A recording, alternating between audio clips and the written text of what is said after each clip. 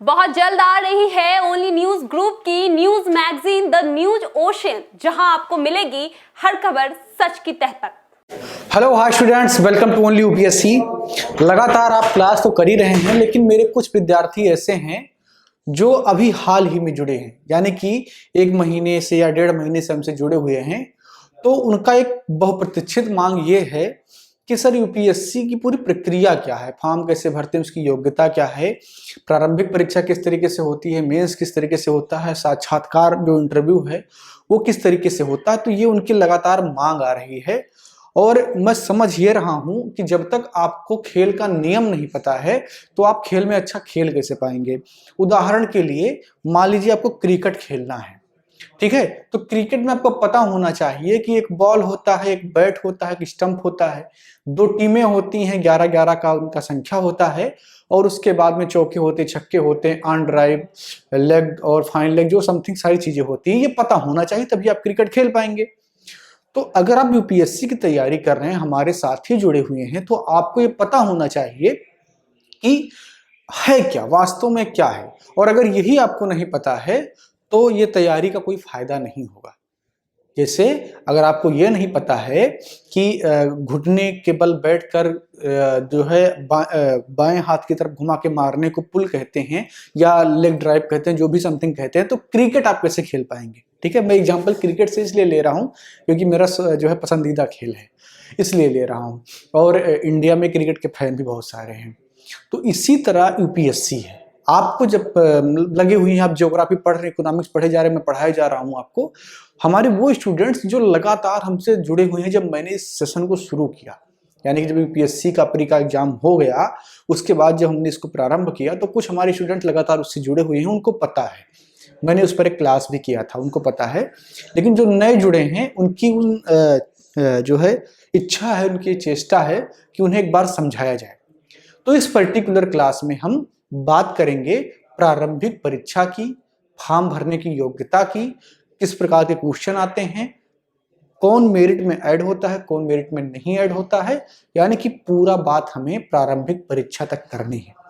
इसके बाद जो हम वीडियो करेंगे, वीडियो क्लास, उसमें आपको मेंस का पूरा डिटेल बताएंगे कि कितने पेपर होते हैं, उसमें कौन सा पेपर केवल क्वालिफाइंग होता है, कितने नंबर के होते हैं, किस तरह के सवाल आते हैं।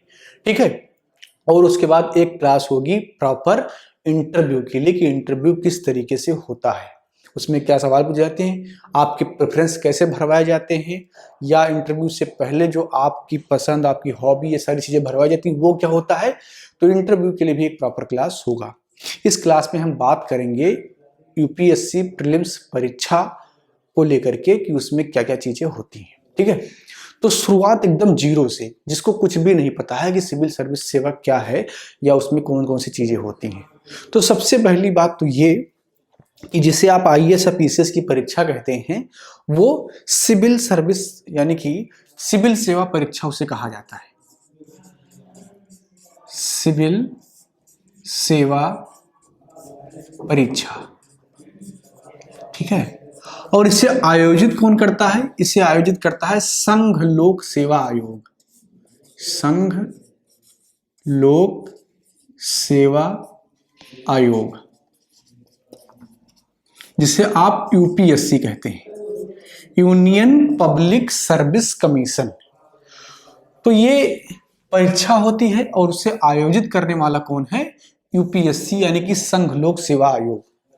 यह एक संवैधानिक संस्था है, यह एक संवैधानिक संस्था है। ठीक है, यानी कि मूल संविधान में ही इस जो है संस्था का जिक्र है, और इस संस्था का जिक्र मूलतया परीक्षा करवाने के उद्देश्य से ही किया गया था कि जो लोक नियोजन की परीक्षाएं होंगी उसका परीक्षा कौन लेगा, एक संस्था बनाई जाएगी जो यूपीएससी होगी, उसका काम होगा परीक्षा लेने का। हालांकि ये केवल परीक्षा लेने का काम नहीं करती है, बहुत सारे जो है और सलाहकारी काम भी इनके होते हैं। राष्ट्रपति इनसे सलाह मांगते हैं या इनको कुछ जिम्मेदारियां गवर्नमेंट दे सकती है जिनका ये निर्वहन करते हैं, लेकिन इनका मुख्य काम जो है वो सिविल सेवा या परीक्षा को आयोजित करवाना है। और सिविल सेवा परीक्षा के इतर भी परीक्षा को ये आयोजित करवाते हैं, ठीक है। लेकिन चूंकि हम उसी परीक्षा से जुड़ी हुई बातचीत कर रहे हैं तो हमारा मुख्य फोकस उसी पर होना चाहिए, यानी कि विषयांतर नहीं होना चाहिए, ठीक है, सब्जेक्ट से में भटकना नहीं। तो ये तो हो गया एकदम से शुरुआत की बात कि परीक्षा क्या है और उसको करवाता कौन है, ठीक है। अब सिविल सेवा परीक्षा एक व्यापक परीक्षा है। सिविल सेवा का मतलब, लोक सेवा का मतलब होता है कि लोक की सेवा, ठीक है, पब्लिक की सेवा। तो पब्लिक की सेवा में सिर्फ ऐसा तो है नहीं कि आईएएस लगे हुए हैं या आईपीएस लगे हुए हैं, उसके अलावा भी बहुत सारे अधिकारी होते हैं, ठीक है ना। जैसे स्टेट में क्या होते हैं, पीसीएस होते हैं, तो वो भी तो लोक सेवा कर रहे हैं, ठीक है। या इंडियन रेवेन्यू सर्विस के जो अधिकारी हैं वो भी सेवा कर रहे हैं, इंडियन फॉरेन सर्विस के जो अधिकारी हैं वो भी सेवा कर रहे हैं, ठीक है। तो ये व्यवस्था सिर्फ और सिर्फ यूपीएससी आईएएस और आईपीएस के लिए नहीं करवाती है, ठीक है। सिविल सेवा में बहुत सारी सेवाएं सम्मिलित हैं, ठीक। अब बात करते हैं कि आपको किस चीज की तैयारी करनी है। तो आप जिस सिविल सेवा की तैयारी कर रहे हैं उसमें मुख्यतः आईएएस सम्मिलित होता है, आईपीएस सम्मिलित होता है, आईएफएस सम्मिलित होता है, आईआरएस सम्मिलित होता है, और उसके अलावा भी पद बहुत सारे यूपीएससी उसमें जोड़ करके साथ में परीक्षा लेती है। तो बात हमें मुख्यतः इन पर ही करना है, ठीक। तो सबसे पहले ये समझेंगे कि इसकी योग्यता क्या है, इसका फॉर्म कौन अप्लाई कर सकता है या कौन नहीं कर सकता है, या इसकी तैयारी कब करनी चाहिए, इस पर बात कर लेते हैं।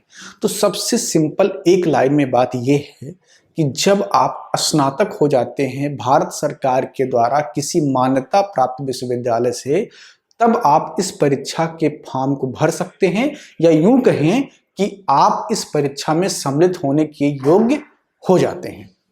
यहां पर मैं एक बात ये क्लियर कर दूं कि इस परीक्षा में स्नातक के परसेंटेज से कोई मतलब नहीं है कि आपने कितना हासिल किया है। आप अगर पास हैं, यानी कि जो स्नातक की आपकी मार्कशीट है उसमें पास लिखा हुआ है, तो आप अप्लाई कर सकते हैं। कोई बैरियर नहीं है, कोई बाउंड्री नहीं है कि आपको इतना पाना होगा तभी आप करेंगे, यानी कि यहाँ पर मेरिट आपकी नहीं देखी जाएगी। यूपीएससी आपकी सारी मेरिट अपनी परीक्षा में देखेगी, आपने उससे पूर्व कौन सी परीक्षा दी है इससे उसका कोई मतलब नहीं है।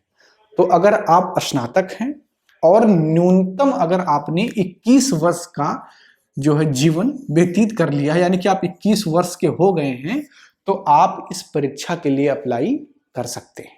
ये न्यूनतम जो है आयु सीमा है, और जो न्यूनतम शैक्षणिक योग्यता है वो क्या है, स्नातक है आपका।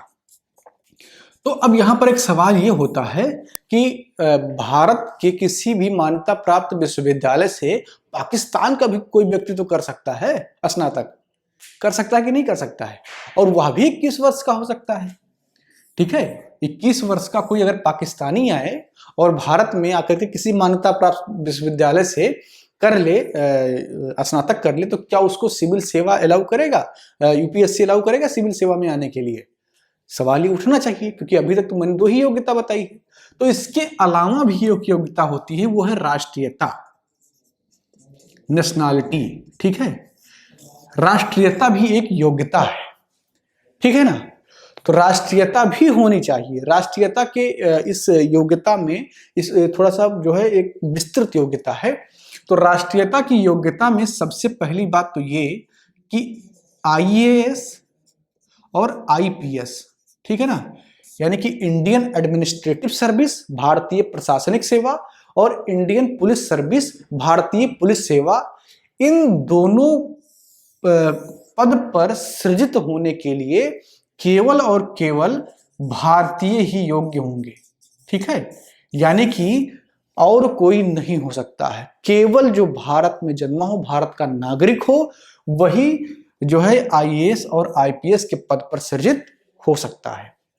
लेकिन इसके अलावा अगर इस सिविल सेवा के अलावा जैसे आईएफएस है, आईआरएस है, उसमें उसको चयनित होना है और इसी परीक्षा में एक साथ ही होता है। ये चीजें पहले क्लियर कर लीजिए, कोई इसके लिए अलग अलग परीक्षा नहीं होता है। बहुत लोग इसमें भी कंफ्यूज होंगे कि आईएएस का अलग होता है, आईपीएस का अलग नहीं, एक ही पेपर होता है और आप उसमें कितना अंक हासिल करते हैं और साथ ही साथ आपने प्रेफरेंस में क्या भरा है, उसी आधार पर आपको आईएएस, आईपीएस, आईआरएस, आईएफएस का पद आवंटित किया जाता है। ठीक है ना। सबसे पहली बात कि एक पेपर होगा, उसके बाद में आप उसमें प्रेफरेंस भरेंगे कि हमको पहले आईएएस चाहिए या आईपीएस चाहिए, वो आपसे पहले भरवा लिया जाता है और उसके बाद में आपने जिस प्रकार का उसमें प्रदर्शन किया है परीक्षा में, उसके आधार पर उसको आवंटित कर दिया जाता है। ठीक, तो आईएएस और आईपीएस बनने के लिए जो राष्ट्रीयता है वो बहुत जरूरी है, यानी कि कोई इंडियन ही उस पद पर सृजित हो सकता है। अन्य सिविल सेवाओं के लिए, जो अन्य सिविल सेवा है इसके इतर, उसमें भूटान का नागरिक और नेपाल के नागरिक भी अप्लाई कर सकते हैं। ठीक है, यानी कि इन दो सिविल सेवा के अलावा और जो सिविल सर्विसेज हैं उसमें नेपाल और भूटान के नागरिक भी अप्लाई कर सकते हैं। और ये इसलिए क्योंकि भारत के वो बहुत करीब माने जाते हैं और भारत ने इसीलिए उनको छूट दे रखा है। भूटान की विदेश नीति, रक्षा वो भारत ही देखता है। नेपाल का भारत के साथ रोटी बेटी का संबंध है, बहुत सारे आपके रिश्तेदार होंगे जो नेपाल में होंगे। ठीक है, और खासकर नेपाल का जो तराई क्षेत्र है जहां पर मधेसी रहते हैं वो बिल्कुल भारत से एक रिश्तेदार के तरीके से रहते हैं और वो हमारा रिश्तेदारी तो उनके यहाँ से पहले से ही, राम का विवाह वहीं हुआ, ठीक है, सीता वहीं आसपास की थी, तो भारत से एकदम वो जो है अलग हो ही नहीं सकता है। कल्चरली जुड़ा हुआ है, जियोग्राफिकली तो एकदम जुड़ा हुआ है, लोग भी एक दूसरे से इस तरीके से जुड़े हुए हैं, बॉर्डर क्रॉस करने के लिए कोई वीजा नहीं लगता है। ठीक है, तो इसीलिए भारत उनको कहीं ना कहीं अपना जैसा मानता है, तो उसने सिविल सेवा में नेपाल को अलाउ किया हुआ है और भूटान को अलाउ किया हुआ है। इसके अलावा जो तिब्बती शरणार्थी हैं, जो चाइना वार के टाइम पर भारत में आए, उनको भी सिविल सेवा में अलाउ किया जाता है। ठीक है, जो तिब्बती शरणार्थी हैं उनको भी अलाउ किया जाता है। ठीक है ना, ये राष्ट्रीयता की योग्यता मैं बता रहा हूं। इसके अलावा PIO यानी कि जो भारत के भारतीय मूल के लोग हैं, ठीक है, यानी कि पीपुल ऑफ इंडियन वर्जिन, भारतीय मूल के लोग, पीपुल ऑफ इंडियन वर्जिन। ठीक है, तो जो भारतीय मूल के लोग हैं और वो भारत में उनका कोई ना कोई एक रिलेशन इस तरीके से है कि वो भारतीय मूल के हैं, वो भी अप्लाई कर सकते हैं, लेकिन इसमें शर्त होता है। शर्त यह है कि अगर किसी PIO को अप्लाई करना है सिविल सेवा के लिए तो उसको भारत सरकार से परमिशन लेना होता है। और ऐसा नहीं कि कोई बहुत बड़ी प्रक्रिया है, आपको जो है मिनिस्ट्री में दौड़ना पड़ेगा।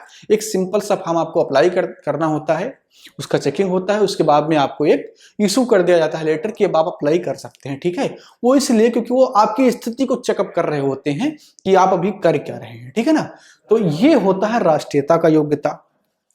जब कोई कैंडिडेट इन सारी योग्यताओं को पूरा करता है तो वह फॉर्म अप्लाई कर सकता है। ठीक है, अब उसने फॉर्म भर दिया तो उसके फॉर्म का चेकिंग भी होगा।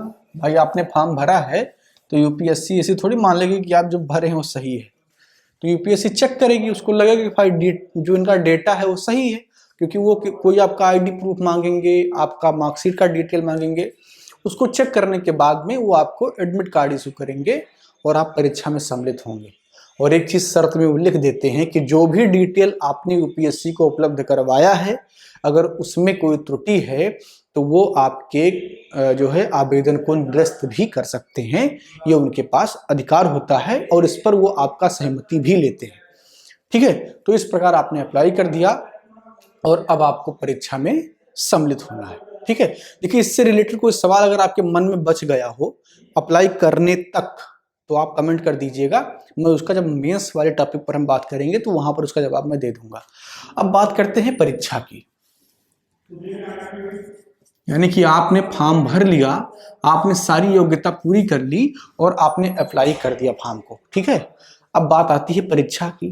तो परीक्षा का 3 स्तर होता है इसमें। ठीक है ना, प्रारंभिक परीक्षा होती है,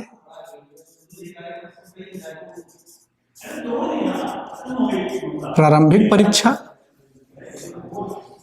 मुख्य परीक्षा जिसे मेंस कहते हैं, और इसके अलावा साक्षात्कार, ठीक है, जिसे आप इंटरव्यू कहते हैं। साक्षात्कार। ये 3 स्तर होता है। 3 स्तर से गुजरने के बाद में आपके नाम के आगे आई लग जाता है, यानी कि IAS, IPS, IRS, IFS। यानी कि जब यहाँ से आप निर्गत हो जाएंगे, बाहर हो जाएंगे इन सारे कड़ी से, तो आपके नाम के आगे आई लगेगा। आप ट्रेनिंग करेंगे और उसके बाद में फील्ड में जाकर के अपनी सेवा देंगे। तो आज की इस सेशन में हम बात करेंगे प्रारंभिक परीक्षा पर। बाकी इन दोनों पर बात अगले 2 क्लास में होगा। विस्तृत चर्चा करना पड़ेगा। इसी में आपके वो सवाल भी हम ले लेंगे जो आप ऑप्शनल को लेकर के बार बार पूछते रहते हैं, ठीक है ना। तो आइए समझते हैं प्रारंभिक परीक्षा को।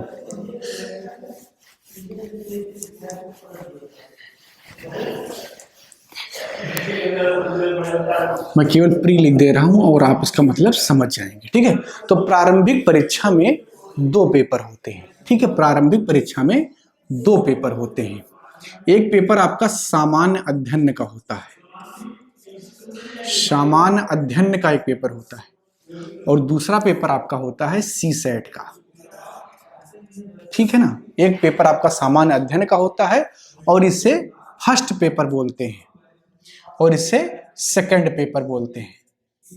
ये दोनों पेपर एक ही दिन होता है। जिस दिन प्रारंभिक परीक्षा का शेड्यूल होता है, ये पेपर एक ही दिन होता है। मॉर्निंग में आपका सामान्य अध्ययन का पेपर होता है और CSAT में आपका जो पेपर है वो दूसरे उसमें होता है, यानी कि दोपहर के बाद में होता है, ठीक है। एक ही दिन में होता है। एक चीज मेरे दिमाग में आ रही, इसीलिए मैं भी थोड़ा सा हक बकाया। मैंने जो योग्यता आपको बताई थी अभी फॉर्म अप्लाई करने के लिए, उसमें मैंने न्यूनतम योग्यता की बात की थी। यहाँ पर एक समस्या है जिसको आप सुलझा लीजिए। जो उम्र को लेकर के प्रॉब्लम में है कि क्या उम्र है और अटेम्प्ट संख्या कितनी है, उसको भी मैं यहीं पर डाउट क्लियर कर देना चाहता हूँ। फिर मैं इस पर अपने लौट आऊंगा। वो मुझे वहां पर थोड़ा स्किप हो गया, ध्यान नहीं रहा। अभी ध्यान आया तो मैं सोच रहा हूँ बता दूं आपको। देखिए, जनरल के लिए 21 वर्ष से लेकर के 32 वर्ष तक एग्जाम वो दे सकता है उम्र के लिहाज से, और इस दौरान उसे 6 प्रयास का अधिकार है, यानी कि वो 6 बार जो है प्रयास कर सकता है, ठीक है ना। कौन?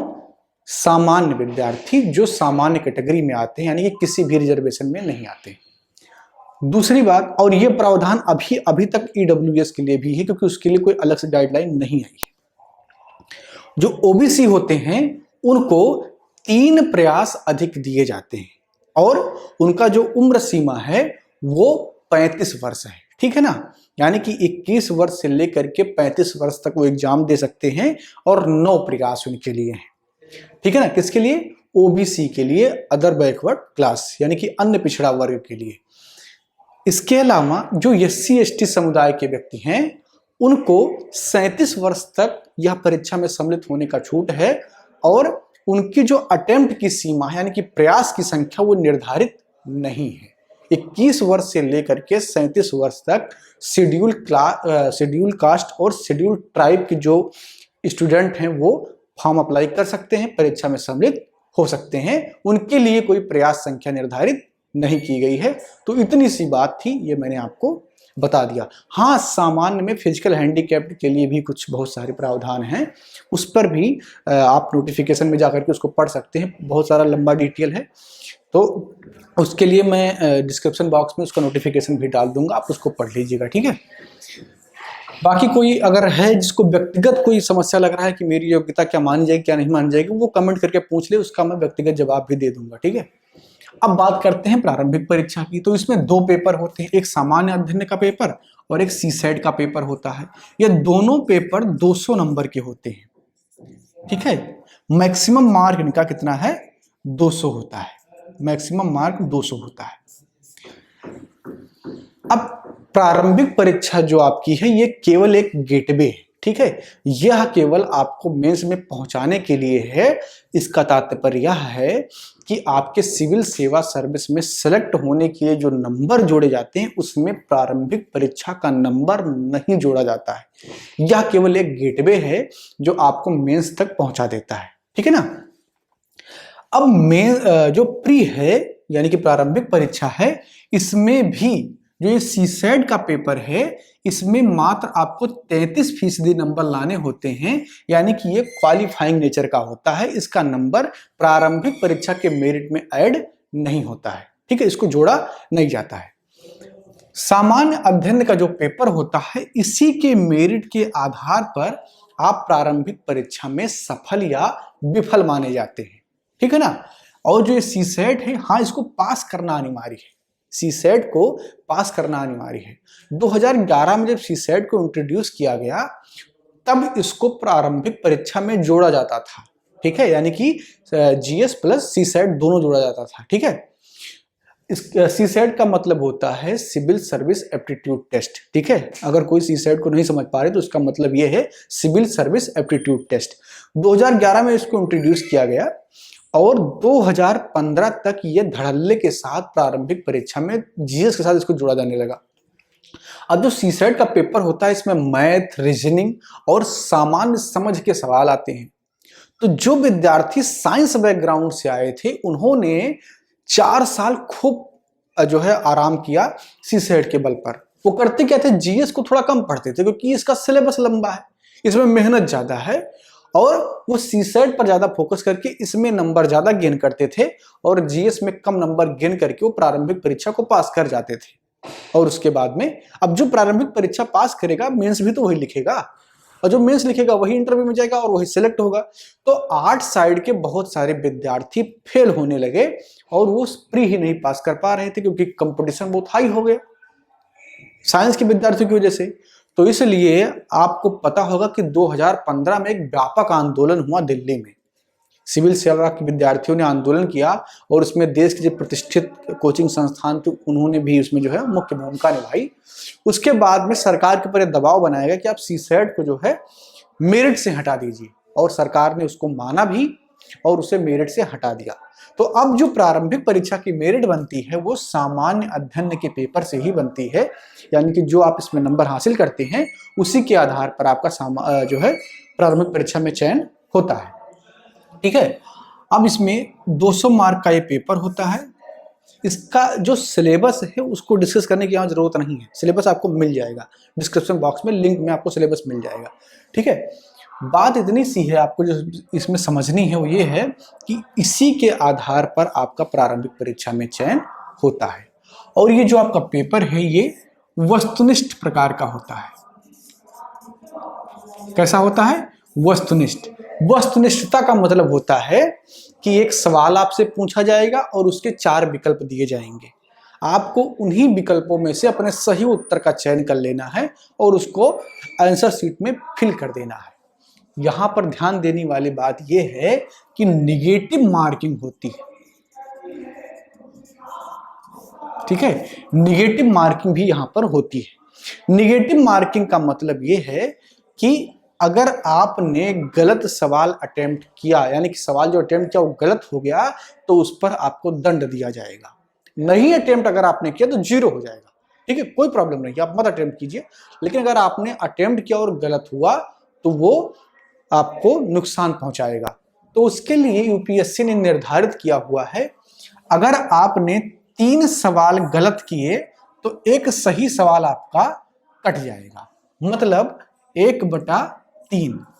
और अगर नंबर से काउंट करें इसको तो ये 2/3 हो जाएगा, ठीक है ना, क्योंकि एक सवाल 2 नंबर का होता है, एक सवाल 2 नंबर का होता है। तो अगर आप नंबर से काउंट करेंगे तो 2/3 हो जाएगा ये नेगेटिव, और अगर आप सवाल से काउंट करेंगे तो ये 1/3 यानी कि 1/3 हो जाएगा। सिंपल सा मतलब ये है कि अगर 3 सवाल आप गलत करेंगे तो 1 सही सवाल आपका कट जाएगा। ये इसका जो है कंक्लूजन है। तो इसमें नेगेटिव मार्किंग होता है और इसी के आधार पर चयन होता है। इसका सिलेबस पूरा डिस्क्रिप्शन बॉक्स में आपको मिल जाएगा।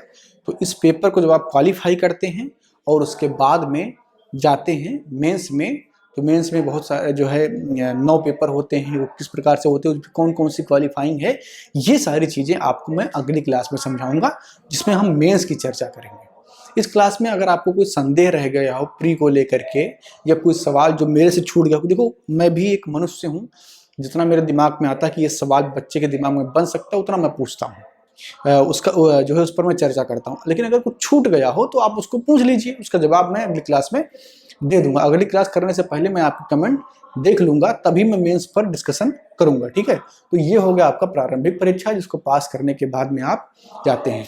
यहाँ पर मैं एक चीज बता दूं आपको कि प्रारंभिक परीक्षा का जो कट ऑफ होता है वो, अगर जनरल है, मैं जनरल को लेकर के बता रहा हूँ, 50 से 55 सवाल अगर आपके सही हो जाते हैं काट पीट के, तो आप सेलेक्ट हो जाते हैं प्रारंभिक परीक्षा के लिए, ठीक है। अगर आप ओबीसी हैं तो 1-2 क्वेश्चन कम कर लीजिए, ईडब्ल्यूएस का 1-2 क्वेश्चन, और अगर आप SC ST तो 10 क्वेश्चन कम कर लीजिए, यानी कि 45 क्वेश्चन तक आपका सिलेक्शन हो जाता है।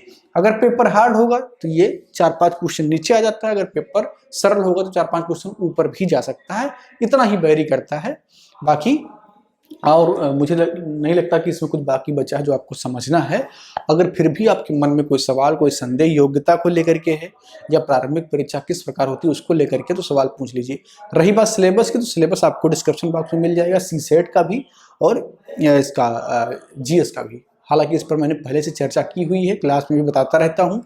और अगर एकदम आप यही चाहेंगे कि सिलेबस पर भी विस्तृत चर्चा कर दी जाए, तो उसके लिए भी आप लिखिए और उस पर भी हम वीडियो बना देंगे। लेकिन लाइक, कमेंट और शेयर, ये 3 चीज अगर आप अच्छे से करेंगे तो मेरा भी मोटिवेशन बढ़ेगा, और एक छोटी छोटी चीज भी अगर आपको समझ में नहीं आएगी तो उस पर भी वीडियो बनाऊंगा, ठीक है। तो आप अपनी नैतिकता को बनाए रखिए, अपनी जिम्मेदारी को करते रहिए, मैं अपना काम करता रहूंगा। मिलते हैं अगली क्लास में, धन्यवाद। बहुत जल्द आ रही है ओनली न्यूज ग्रुप की news magazine the news ocean, जहां आपको मिलेगी हर खबर सच की तह तक।